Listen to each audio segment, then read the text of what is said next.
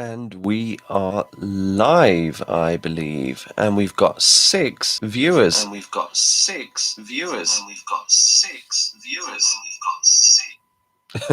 Wasn't that weird? I think I had the video on another tab, so you heard my voice echoing through my own computer. Well, people didn't seem to like that. We dropped straight down to 5 viewers. Hello, everyone who has made it to this video. It's not going to be a long one. We're just doing chapter 4 of the Hodgeheg, but I thought it might be nice just to record it live, and then people can access this video afterwards and watch it on the next day. Watch it Thursday when you do your work. I thought it might be nice just in case anybody has the live chat function, so that they can kind of ask me if they don't understand any words, and we can have a little talk about the Hodgeheg. But with the amount of viewers that are here, it is quite late. We'll probably just read the story. I don't think there's anyone in the chat at the moment. If you are in the chat, just say hello. Might just give it maybe a minute just to see if anybody else comes in, but if not, we'll just go into chapter 4 and then we'll set the task for our next day. Just type hello if you are here. Hello. Okay, brilliant. We've got one. That's great.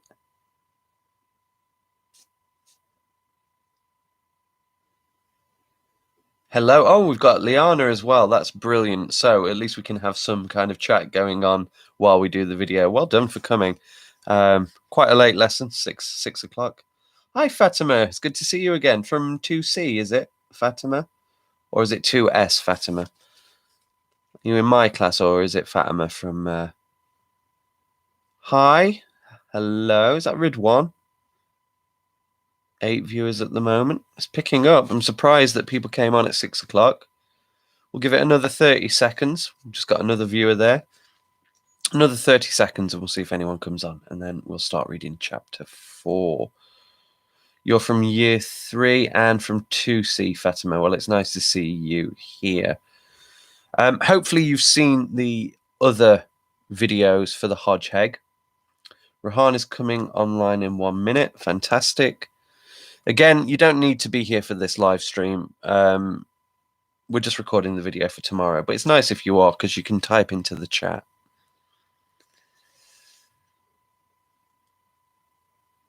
Okay. Let's give it a few more seconds. I don't want to start and then somebody come in a little bit late. So as I was saying, in year 2, what we've been doing in reading is we've been reading the book, The Hodgeheg, this one here, by Dick King-Smith. Now, Dick King-Smith, as I mentioned in one of the other videos, he was a teacher. And he liked writing stories, and he always wrote them about animals, but animals acting a little bit like humans, so talking to each other, that kind of thing. And I think the first book he wrote was The Fox Busters, who were a bunch of chickens that were looking at a way to stop a fox from attacking them. He had lots of ideas while he was at school working with the children, and he used to write little stories for the children in his class. And eventually he became published, and now he's known as one of the best children's authors. In fact, he wrote the book The Sheep Pig, which was then made into the movie Babe. I don't know if you've ever seen the story about the talking pig, Babe, but it's quite a good film, and it's quite a good book. Right, we're going to start reading chapter 4. What I want you to do, if you are in the chat today, if there's any words that you don't understand while I'm reading, type them in, and I'll try and explain what they mean. If you're in another year group and you haven't watched the other videos that I've put up, you could go back after this and watch the other 3 chapters so you know what's happened beforehand. But I wonder if, because Liana, you're in the chat, could you tell us what's happened in the story so far so we can catch people up? What's happened in the Hodgeheg? Can anyone type into the chat what's happened so far in the story of the Hodgeheg? I'll give you a few seconds, see if we can get any answers. What's happened so far? And if you're watching this not live, if you're not live, if you're watching this later, have a little think, look back over your notes. What's happened in the story so far? If I don't get any answers in the chat, I might do a quick recap. But let's see. Liana, do you remember what's happened in the story so far? Rahan, if you're with us, do you know what's happened? Fatima, can you remember what's happened in the story so far?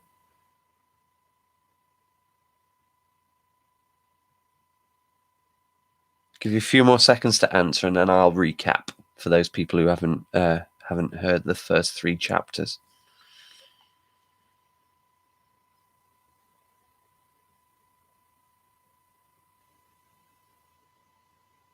No. Okay. Well, so far in the story, if you are joining us now to hear it, so far in the story, there's a little hedgehog called Max. Now, Max, his auntie, sadly, was run over whilst crossing the road at the beginning of the story.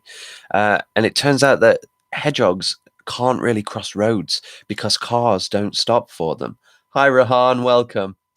Cars don't stop for the hedgehogs. And so Max said to his dad, you know what?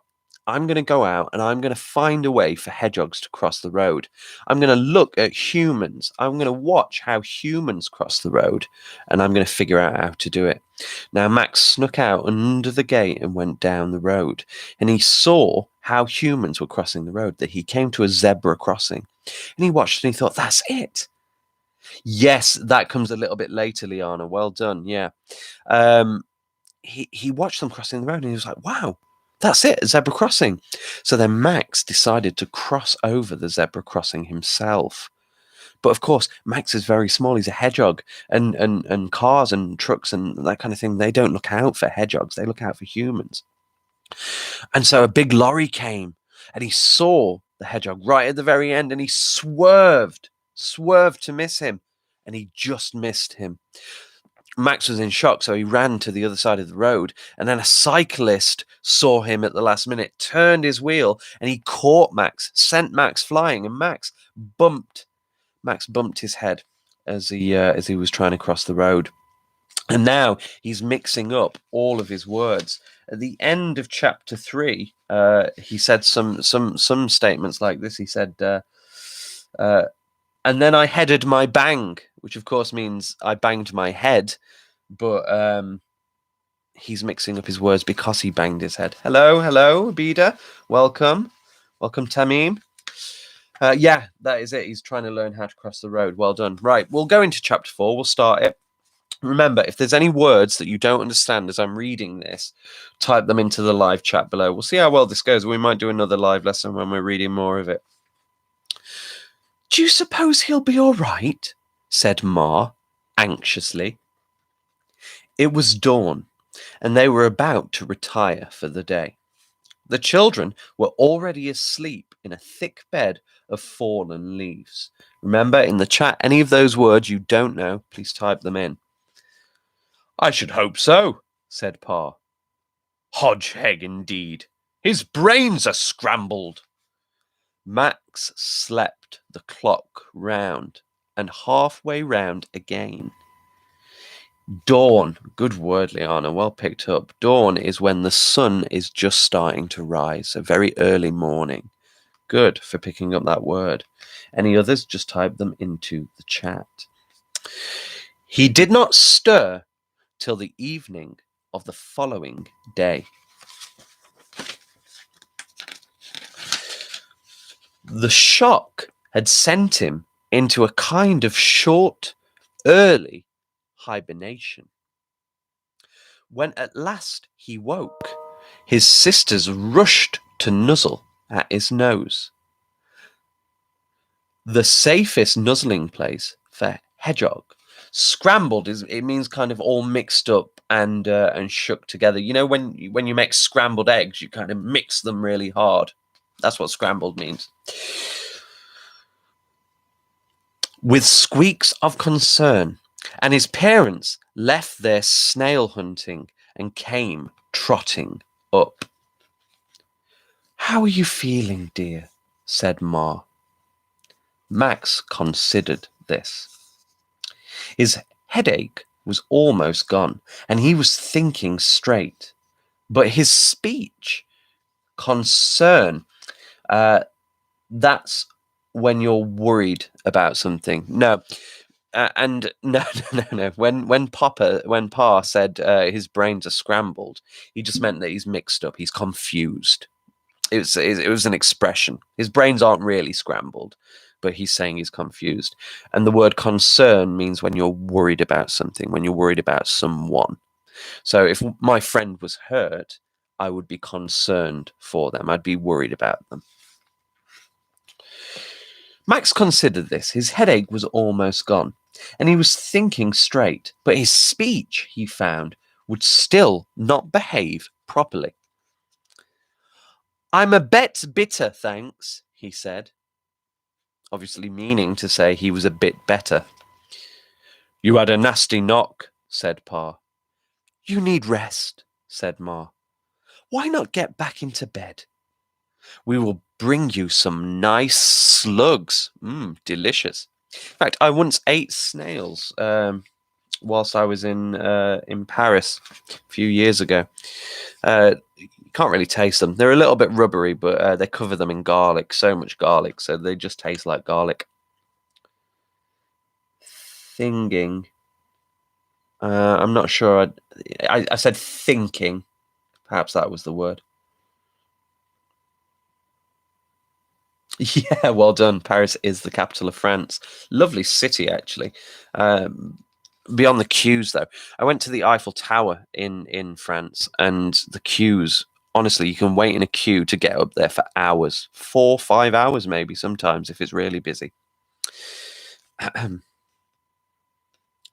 don't want to bed in to get," said Max. "I feel quite wake-a-wide. In fact, I feel like walking for a go." Pa took a moment to work out this one. Then he said firmly, "You're not going anywhere, son. Do you hear me? You stay home in the garden for a while. Get your strength back. Understand?" "Yes, Pa," said Max. We can see there, look, in the picture, there's Max in his bed resting on the leaves, and all his brothers and sisters, they're snuggling and they're nuzzling him, rubbing him with their noses. Firmly. It's almost like stern. You say it very strongly. "No, you're not going out." Have you been to London? Yes, yeah, I've been to London on the train. Love going to London. Great city as well. Very similar to Paris in the kind of layout. "I'll say what you do." And he did do what Pa had said for a week or more. Peony, Pansy, and Petunia fussed over their brother. They bought him the fattest, slimiest slugs they can find. Bit of alliteration there. Slimy as slugs. And encouraged him to play their favourite game, hide and seek. Anyone played hide and seek? I used to play that all the time as a kid. We also played something called 1, 2, 3, where you hide, but you have to kind of come out of your hiding place, and you've got something like an object, any object, and that's called the 1, 2, 3. And what you have to do is you wait until the person looking for you is gone, and you run out to the object, you touch it, and if you say 1, 2, 3, you're safe. They can't get you anymore. But if they tag you before you can get to it and say 1, 2, 3, then you're out and the catcher wins. So it's a bit like Tig, but also a bit like hide and seek. It's a mixture. It is a fun game. Really enjoyed playing it in the garden when I was younger. They tried to play their favorite game, hide and seek. However, this didn't work. When they hid, Max forgot to go and look for them. And when it was his turn, he forgot to go and hide. So busy was he thinking about the business of road crossing. So he's still, even though he's hit his head and been in danger, he's being resilient because he wants to go and find out how to cross that road. And there they are, look, hiding and playing. And Max is too focused on crossing the road that he's not going to go and find them.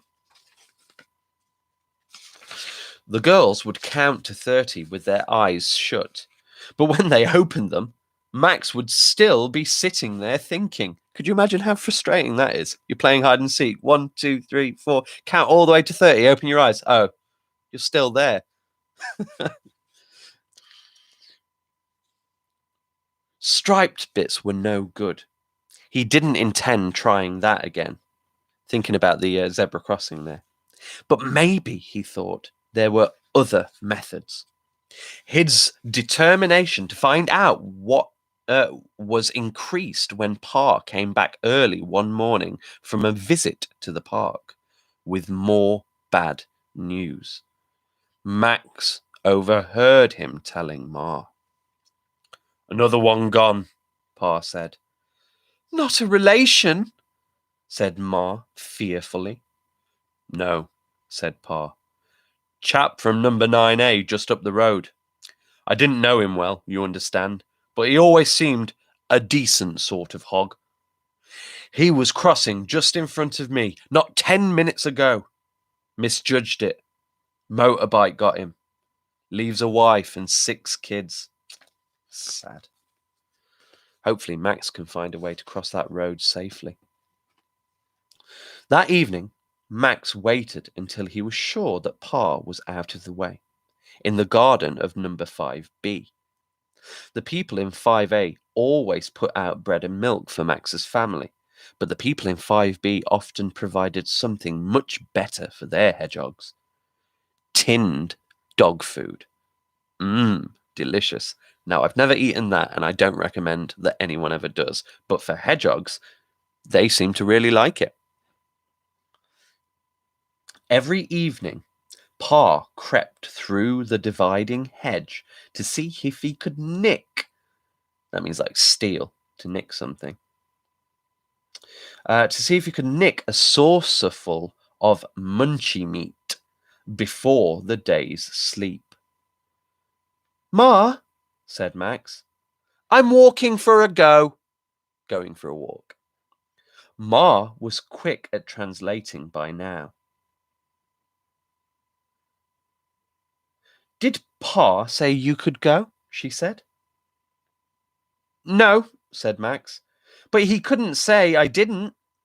He didn't say I couldn't. And before Ma could do anything, he trotted off along the garden path. "Oh, Max," called Ma, "are you sure you'll be all right?" "Yes, of course," said Max. "I'll be quite K.O." Once outside the garden gate, he turned left and set off up the road in the opposite direction to his previous effort. By now, he was used to the noise and brightness, and confident that he was safe from the traffic as long as he did not step down into the road. When a human passed, he stood still. The creatures did not notice you, he found, if you did not move. He trotted on past the garden of number 9A with its window and 6 kids, until the row of houses ended and a high factory wall began, so high that he would not have been able to read the notice on it beside the factory entrance. Max speed 5 miles per hour, it said. Max kept going, a good deal more slowly than this, and then suddenly, once again, he saw not far ahead what he was seeking. Again, there were people crossing the street. There he is, Max, crossing the road. Hi again, everyone. Welcome back in. I'm not going to sing the story. I don't think it's quite as big as a dictionary. It's about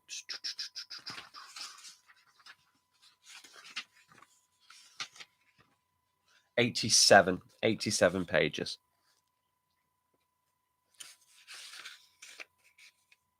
So he saw people crossing the street again. This time they did not go in ones and twos at random, but waited all together, and then, at some signal, he supposed, they crossed at the same time. Max drew nearer until he could hear at intervals a high, rapid beep, beep, beep, beep, peeping noise, at the sound of which the traffic stopped and the people walked over in safety. Creeping closer still, tight up against the wall, he finally reached the crossing place, and now he could see this new magic method. Intervals, it means moments in time. So if you leave intervals, you wait a few minutes. And the traffic lights work like that, don't they? They'll be on for a certain amount of time, then they'll stop, and then they'll be on for a certain amount of time. You like the painting? It's not a real painting, it's just a canvas. It's from the range. It's like £20. It's not very, very expensive. But it's big and it's like the seaside, which I like. Creeping closer still, tight up against the wall, he finally reached the crossing place, and now he could see this magic method. The bunch of humans stood and watched, just above their heads, a picture of a little red man standing quite still. The people stood quite still. Then suddenly the little red man disappeared, and underneath him there was a picture of a little green man walking, swinging his arms. Actually, in Canada, in Toronto, when you cross the road there, the person on the lights, it's not a red person and a green person. It's actually an animation. So the person is actually walking, and it has a countdown number, so you know exactly how many seconds you have to cross.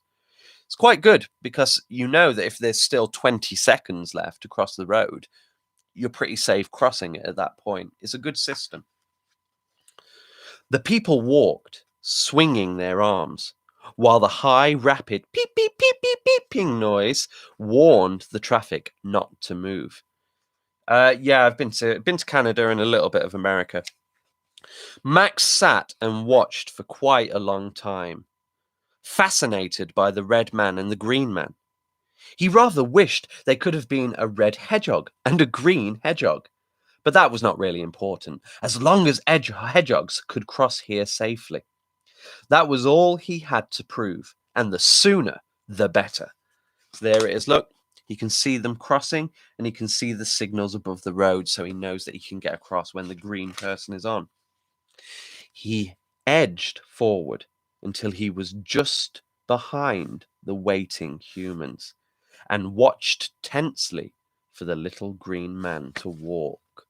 And the author pauses there and goes into chapter 5. And he does that to build what we were looking at in the 24-hour session, suspense. What do you think might happen? I don't know. I don't think anything too bad will happen to Max because he's the main character in the story.